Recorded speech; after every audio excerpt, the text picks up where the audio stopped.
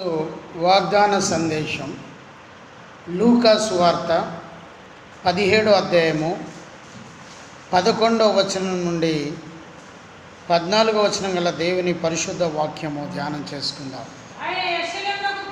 ఆయన యెరూషలేమునకు ప్రయాణమై వెళ్ళుచుండగా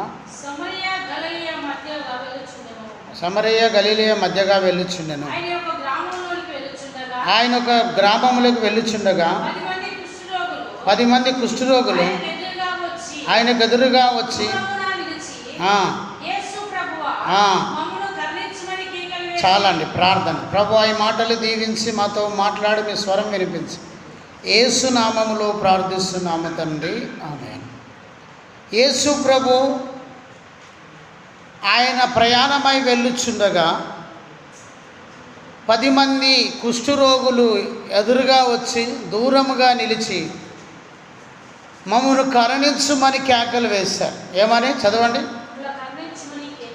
ఏమన్నా ముందు పదం చదవండి. యేసు ప్రభువా మమ్మల్ని కరుణించుమని. ప్రియులారా, నీ జీవితంలో ఈ అనుభవం నీతో ఉంటే ఖచ్చితంగా నీవు ఆశీర్వదించబడతావు, ఖచ్చితంగా నీవు దీవించబడతావు. కేకలు వేసే అనుభవం నీకు ఉండాలి. ఈ 10 మంది కుష్ఠరోగులు, కుష్ఠరోగం అంటే ఒకప్పుడు భయంకరమైన రోగం. ఈ కుష్ఠరోగం వస్తే ఆ వ్యక్తిని ఊరు బయట నిలబెట్టేవారు. ఆయనతో ఎవరు మాట్లాడకూడదు. చనిపోయే వరకు ఊరు చివరిలో ఒక చిన్న గుడిచె లాంటిది వేసుకొని దాంట్లోనే నివాసం చేయాలి. ఆయన వండుకోవాలి. బంధువులు, తల్లిదండ్రులు కానీ భార్య పిల్లలు ఎవరు మాట్లాడకూడదు. వస్తే చనిపోవాల్సిందే. మందు లేని రోగం ఒకప్పుడు, ఇప్పుడు మందు ఉన్నది. అయితే ఈ కుష్ఠరోగి ఎవరు ఎవరి వలన స్వస్థత కలగట్లేదు. ఎక్కడికి పోయినా వారు బాగవ్వట్లేదు.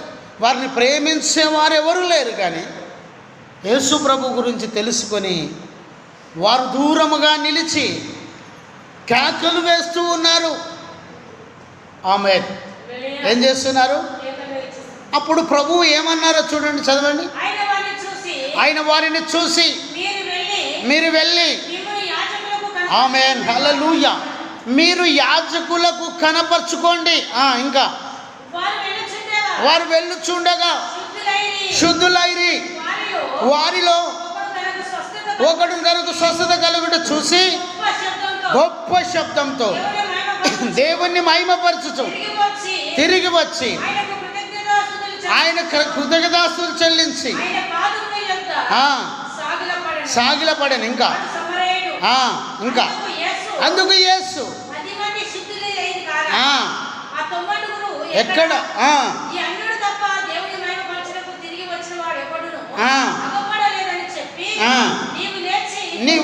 నువ్వు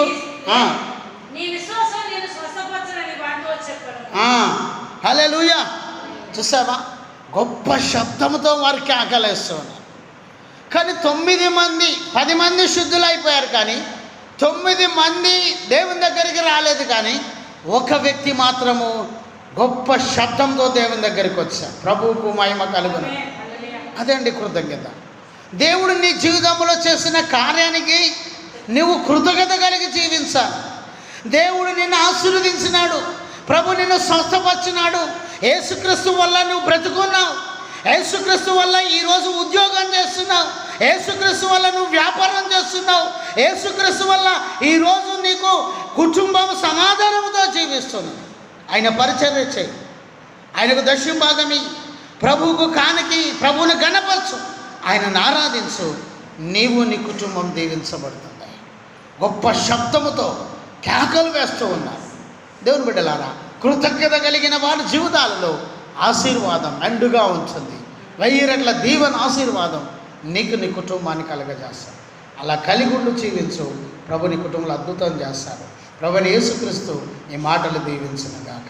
ప్రార్థన. ప్రభు ఈ మాటలు దీవించండి. ఎవరు విన్నారో సబ్స్క్రైబ్ చేశాను వారందరినీ దీవించండి. యేసు నామములో ప్రార్థిస్తున్నాం తండ్రి. తండ్రి, కుమార, పరిశుద్ధాత్మ త్రియేక దేవుని సన్నిధానం సదాకాలం మీకు తోడునేడై ఉండునుగాక. Praise the Lord. జయమనే మా యూట్యూబ్ ఛానల్ సబ్స్క్రైబ్ చేయండి, లైక్ చేయండి, షేర్ చేయండి, అనేకులకు తెలియచేయండి. మీ ప్రార్థన అవసరం మాకు కాల్ చేయండి. మా cell number 9948930321. Praise the Lord. God bless you. దేవుడు మిమ్మల్ని దీవించును గాక.